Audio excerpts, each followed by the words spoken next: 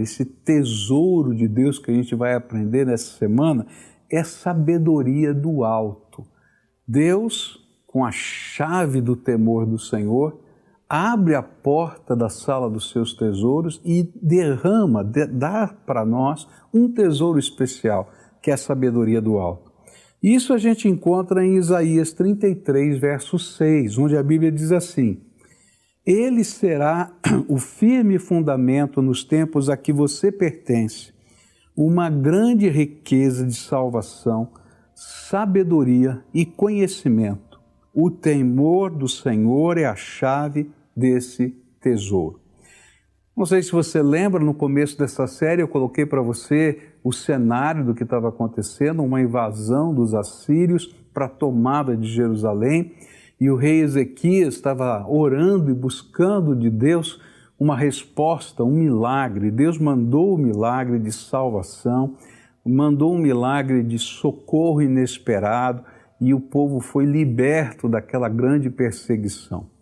Mas nesse texto do profeta Isaías, ele fala que o temor do Senhor, o fato daquele rei ter segurado nas pontas do altar, buscado a face do Senhor e temer mais Deus do que os inimigos, foi a chave que abriu vários tesouros que Deus estava derramando sobre aquele povo. E nós já vimos vários deles, e agora, hoje eu queria falar sobre um tesouro que Deus derrama sobre aqueles que temem o seu nome. É sabedoria do alto. Olha só o que a palavra de Deus vai dizer em Provérbios, capítulo 9, versículo 10. O temor do Senhor é o princípio da sabedoria, e o conhecimento do santo é entendimento. Temor do Senhor abre a porta de um tesouro que se chama sabedoria do alto, entendimento que vem da graça de Deus. Mas o que é sabedoria do alto? O que significa sabedoria do alto? Sabedoria do alto é a capacidade que Deus nos dá para aprender a viver bem e feliz em toda e qualquer situação da vida, aplicando os ensinamentos de Jesus, da palavra de Deus, ao nosso dia a dia. Por isso eu chamo sabedoria do alto como a arte de viver. É interessante porque às vezes a gente olha na vida de tantos cristãos e a gente percebe quanto falta desta sabedoria do alto. Porque muitos destes cristãos ainda não aprenderam a relacionarem-se com as pessoas mais significativas da sua vida. Eu vejo tanto cristão que não sabe se relacionar com o seu esposo, com a sua esposa, com o seu filho, com a sua filha, com seus pais. Gente que ama, de fato amam essas pessoas, porém não sabem se relacionar. E muitas vezes porque não tem sabedoria do alto. Então grandes confusões começam a acontecer dentro da casa. E aí não sabem fazer as leituras certas, tanto dos fatos quanto dos sentimentos. E o pior, às vezes não são capazes de fazer as leituras certas para discernir as consequências das suas próprias ações. E a Bíblia diz que isso é falta de sabedoria do alto. Quanta gente tem sofrido por falta de sabedoria? Tem gente que não sabe falar. Tem gente que diz assim, eu sou sincero. E aí que na sua sinceridade mata todo mundo com a maneira que fala. Dói o coração, machuca, traz mágoa. E ao invés de resolver um problema, cria mais 10. Você conhece gente assim? Ou talvez você seja assim. Outros, por exemplo, não sabem administrar os seus recursos, os seus negócios, a sua vida financeira. Eu conheço muito cristão enrolado. Faz rolo para cá, rolo para lá, ele está endividado com um, está endividado com o outro, está fazendo, não sabe administrar, não sabe fazer, falta sabedoria do alto. Tem gente que não sabe construir um futuro melhor. E às vezes, não construir o futuro melhor representa repetir inúmeras vezes o mesmo erro. Você já viu gente assim? que fez uma burrada aqui, passa 5 anos, repete a mesma burrada, do mesmo jeito. As pessoas são diferentes, mas as intenções, os projetos, as coisas pareciam demais com aquela outra coisa ruim que aconteceu e eles não foram capazes de discernir. Pior ainda, falta sabedoria para discernir circunstâncias, o que está acontecendo à sua volta, ler o cenário, ler a economia, ler a política, ler o que está acontecendo na vida. E o pior, às vezes falta sabedoria para discernir pessoas. Pessoas mal intencionadas chegam perto e ele não consegue perceber a sutileza das questões. Falta sabedoria. Quanto sofrimento poderia ser evitado se nós tivéssemos uma sabedoria que procede do trono de Deus? Sabedoria que nos capacita a ser feliz em toda e qualquer situação. E a Bíblia diz que este é um tesouro de Deus, cuja chave está no temor do Senhor. Essa semana eu conversava com uma pessoa que enfrentou uma crítica muito forte. Essa crítica daquelas que dói o coração, não é? E fica cheio de dor, de angústia, de raiva, de ira no coração da gente, porque toda vez que essa crítica ela não é contra fatos, mas contra o caráter da gente, isso dói demais. E aí então essa pessoa começou a dizer como é que foi o seu processo. E aí eu vi a sabedoria de Deus. Ele não respondeu nada, deixou a noite passar, porque a Bíblia diz que a gente não deve permitir, não é, que o sol se ponha e a gente durma com a ira. Então ele falou, sabe de uma coisa, eu vou deixar o dia seguinte para tomar uma atitude, agora não é a hora, eu estou muito bravo, com muita raiva, eu vou esperar um pouquinho. Logo de manhã cedo ele foi orar e começou a pedir discernimento de Deus. E Deus começou a lhe dar palavras primeiro para que ele pudesse checar o seu próprio coração, os seus próprios erros. Depois lhe deu uma visão, uma percepção de como deveria agir. E ele então tomou as atitudes humildemente, porque a palavra branda, não é? Abafa o furor das outras pessoas. E ele então disse, olha, se eu errei, se eu pequei, me perdoe. Eu agi assim, agi assado, mas o meu coração não tinha essa ou aquela intenção. E, de repente, Deus dessa confusão criou uma grande bênção. E quando eu ouvi esse testemunho, eu fiquei pensando, você já pensou se toda a família, se toda a casa, se toda a igreja, se todo o trabalho, se toda a empresa tivesse gente cheia de sabedoria do alto? Como a gente podia ser mais feliz e mais abençoado? Pois a sabedoria do alto, ela só pode nos ser dada quando duas coisas comandam o nosso viver. Primeiro, o temor do Senhor. E o segundo, o conhecimento da pessoa de Deus. Aquilo que nós conhecemos, a intimidade que nós temos com o Senhor. Quanto mais nós tememos a Deus, o seu juízo, os seus valores, a maneira como é sério andar no caminho de Deus. E quanto mais temos intimidade com o Senhor, com a sua palavra e com o povo de Deus, tanto mais a sabedoria de Deus nos é derramada. Quanto mais nós reverenciamos e até tememos a justiça de Deus, tanto mais levamos a sério viver com sabedoria nessa terra.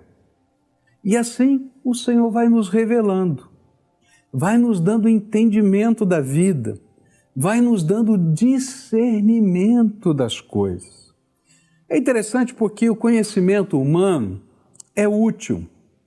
A ciência, com certeza, é inovadora. Mas quantas são as pessoas cheias de títulos que comprovam o seu conhecimento e a sua ciência e que são infelizes, que não sabem viver, se relacionar com pessoas, tomar decisões certas, cuidar das suas famílias, gerenciar os recursos, simplesmente porque não têm sabedoria do alto. Tem grande conhecimento e ciência, porém não tem sabedoria do alto. Eu acho incrível a conclusão do livro de Eclesiastes, porque o livro de Eclesiastes é uma busca de sentido da vida, de felicidade.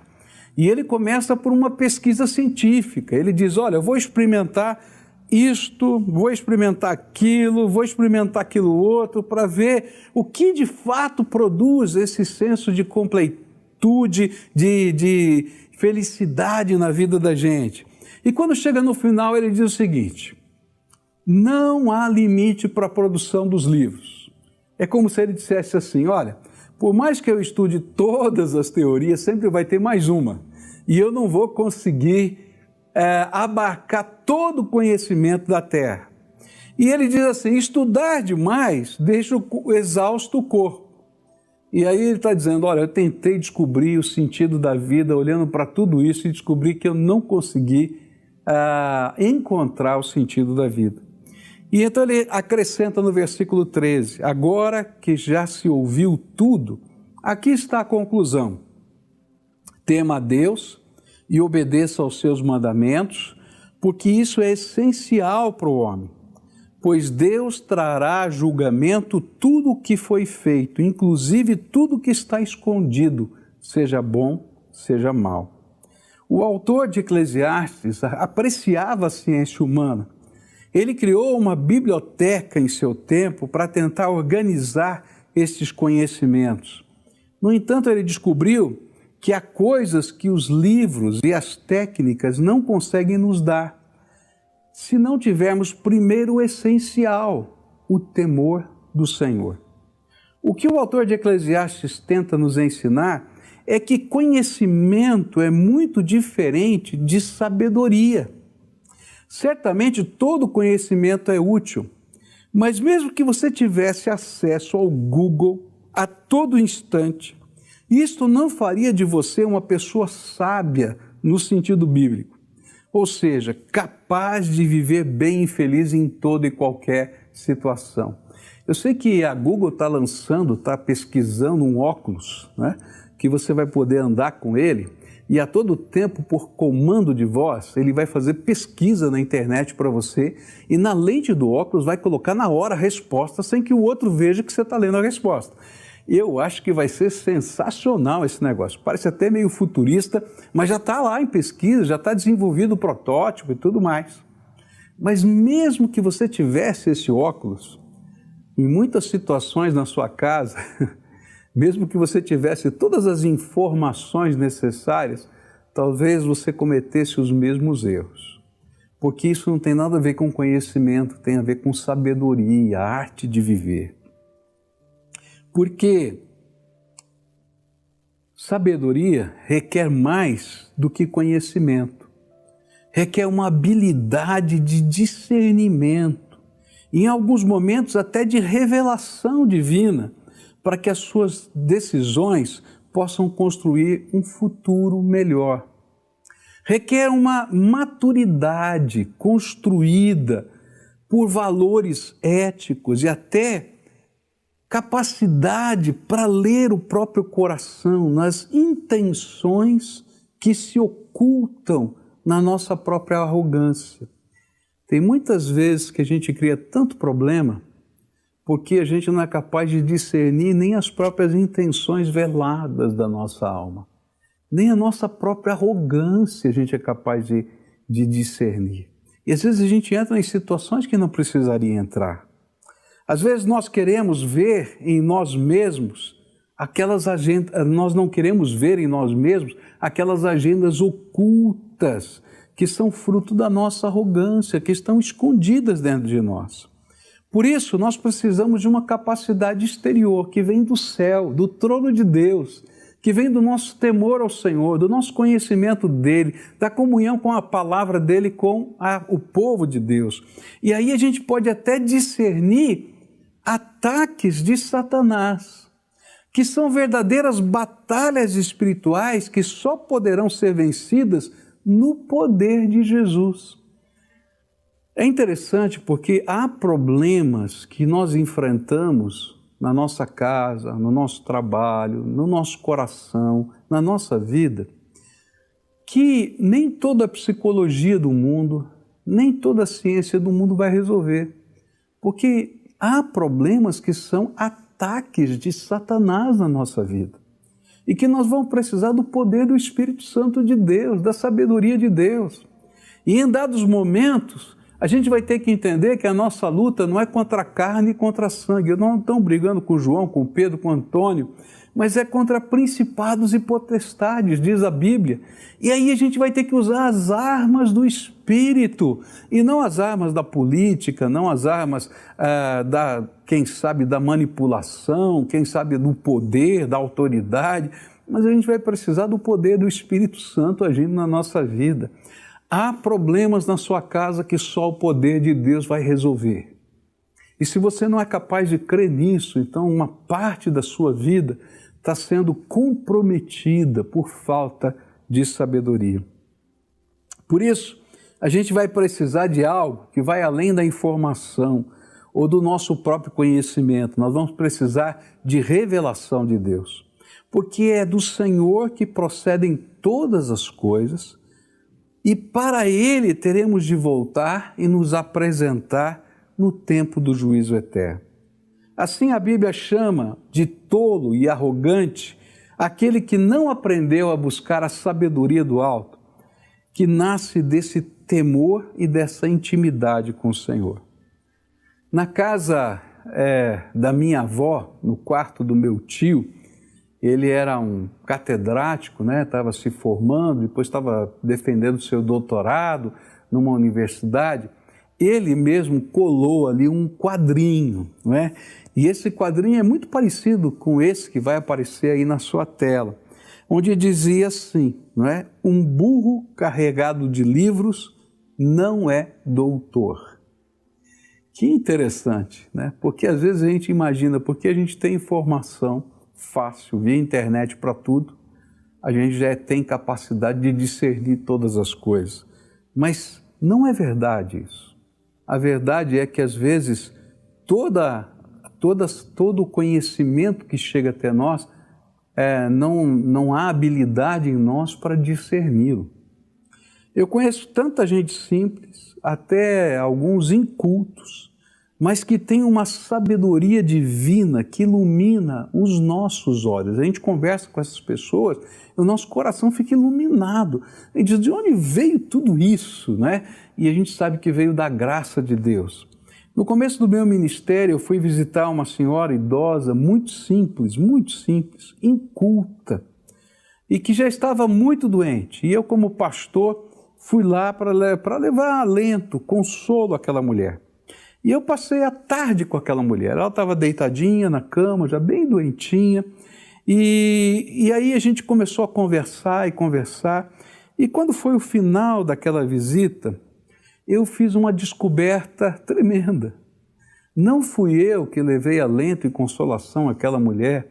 Aquela mulher, ao contar aquelas histórias, a contar a sua fé, a contar a maneira como ela encarava a vida, como ela encarava a sua velhice, ela me edificou tanto, ela me abençoou tanto, ela me confortou tanto, porque brotava daquela senhora sabedoria do alto.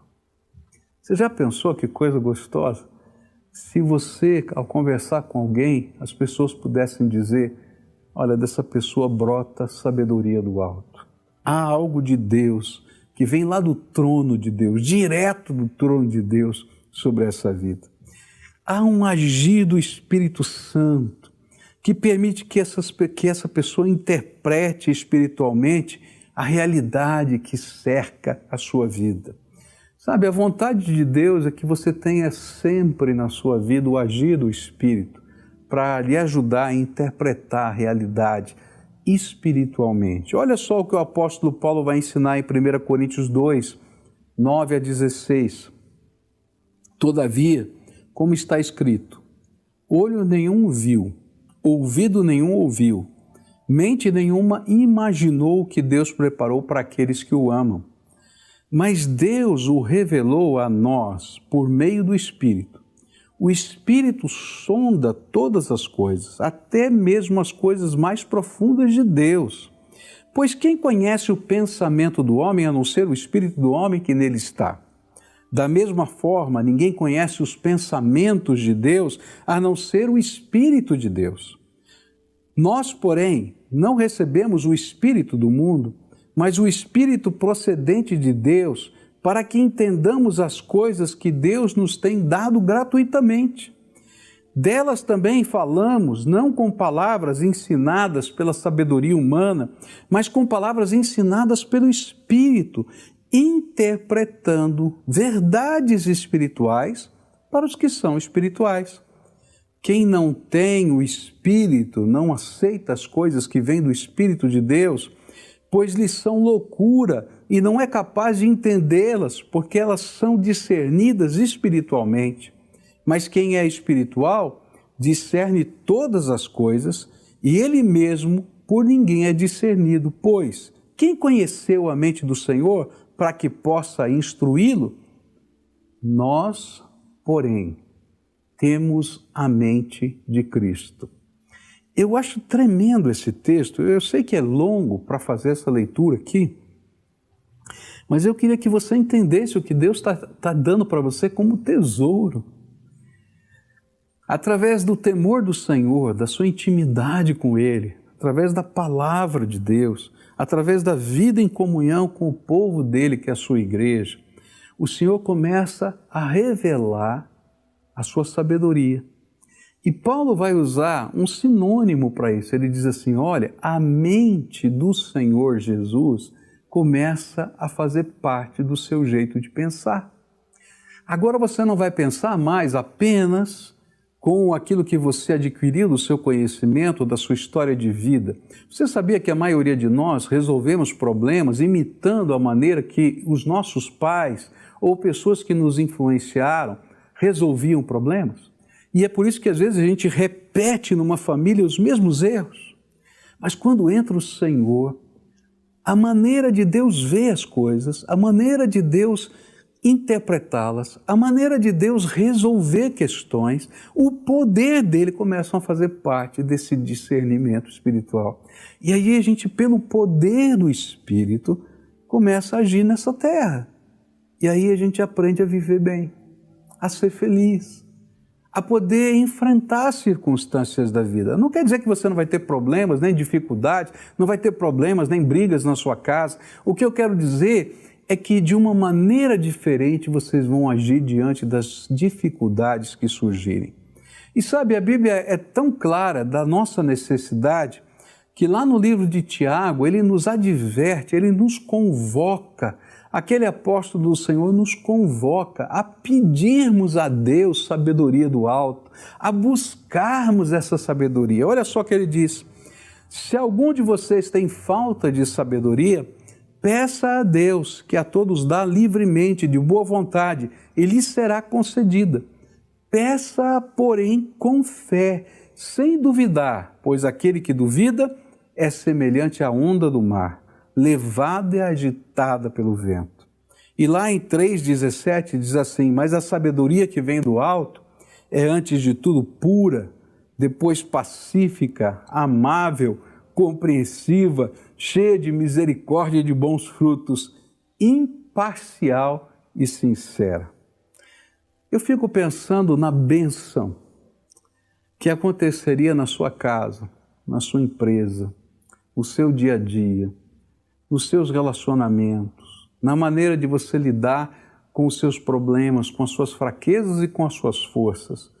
Se a mente do Senhor Jesus começasse a interagir com a sua mente e você pudesse discernir espiritualmente o que está acontecendo na sua vida, discernir numa perspectiva diferente as coisas que estão ao seu redor.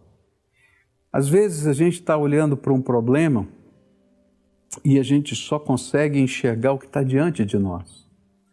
Há um ditado que diz assim, né? Quando você não encontrar saída à sua volta, olhe para cima. E eu acho interessante isso, né? Porque às vezes a gente olha para todos os lados, 360 graus, mas a gente não vive a vida como se fosse uma circunferência em dois planos. A vida é tridimensional, eu preciso olhar a vida como uma esfera, em todos os seus sentidos. E aí eu preciso olhar na perspectiva do alto, de Deus, intervindo na nossa vida. Como é que Deus está vendo? Como é que Deus agiria? Como é que Jesus faria? De que maneira Ele atuaria nesse momento? E às vezes vem revelação de Deus, de direção de Deus para a nossa vida. Hoje o Senhor quer fazer de você uma pessoa sábia. Essa é a proposta de Deus para nós. Ele quer derramar sabedoria do alto. Ele quer derramar a sabedoria do alto para você ser um marido melhor, uma esposa melhor, um pai melhor, um filho melhor, uma filha melhor, uma mãe melhor. Sabe, nos relacionamentos, o Senhor quer derramar sabedoria para você discernir não apenas as coisas, os fatos, mas os sentimentos. Deus quer derramar sabedoria sobre os seus negócios. Como a gente precisa de sabedoria num tempo como hoje, como é que a gente vai se reinventar? A gente precisa de sabedoria de Deus. Ele quer te ensinar a viver sabedoria na administração dos seus recursos. E a gente vai descobrir que a economia de Deus é diferente da economia humana, porque a palavra de Deus vai ensinar valores diferentes. Vai aprender a confiar na graça de Deus, a crer nos seus milagres, a andar no poder do Espírito. O Senhor quer entrar nos seus projetos de curto prazo, de médio prazo, de longo prazo. Ele quer te ensinar. Eu fico pensando, né, de onde veio a sabedoria de José do Egito? Lembra da história de José do Egito? Vinha das revelações do Senhor. Ele lá apresentava como primeiro-ministro os problemas de uma nação e Deus lhe revelava o que deveria fazer. De onde veio a sabedoria para Moisés dirigir uma nação pelo deserto? Veio do alto, cada vez que ele entrava na tenda da revelação e Deus se revelava para ele. De onde veio a capacidade para os apóstolos liderarem a igreja de Jerusalém, a igreja de Antioquia? Veio do poder do Espírito Santo. E a minha pergunta para você é, de onde tem vindo a sua sabedoria? Olha, se você disser, olha, a minha sabedoria vem da minha experiência de vida, a sabedoria vem dos meus estudos, a sabedoria vem, quem sabe, das minhas pesquisas, de fazer um catálogo de prós e contras. Eu quero dizer que ainda você é muito pobre, porque Deus te deu a chave de um tesouro. E Ele quer que a sabedoria dEle seja derramada sobre você. Mas então, o que você precisa fazer para receber esse tesouro de Deus? A primeira coisa é colocar o Senhor em primeiro lugar na sua vida. E é por isso que a Bíblia vai dizer que o temor do Senhor é o princípio da sabedoria. Se você confiar mais em todas essas outras coisas, e deixar Deus apenas como um acessório da sua vida, então nunca a sabedoria de Deus estará sobre você. O segredo é, o Senhor tem que estar em primeiro lugar na sua vida. E antes de consultar qualquer outra coisa ou pessoa, você vai dobrar os teus joelhos e dizer, Senhor, eu preciso que o Senhor me revele a Tua palavra, a Tua vontade. Segunda coisa que você precisa é entregar-se. Sabe, às vezes até a gente crê que Deus pode nos dar essa bênção, mas a gente é teimoso. Você já foi teimoso? Eu tenho sangue de italiano, então teimosia faz parte do meu temperamento. E eu tenho que me render à minha teimosia todo dia diante de Deus. Porque eu tenho que dizer, não vou fazer do meu jeito, eu vou fazer do jeito de Deus. E aí, então, quando a gente se entrega, a gente permite que a sabedoria do alto entre na nossa vida. E a gente precisa de fé. Sabe, eu vou saber que Deus é aquele que está revelando, eu vou me entregar, e agora, conforme a ordem que Ele vai me dando, Ele vai me ensinando, eu vou ter que ter coragem de dar o próximo passo, e o próximo, e o próximo.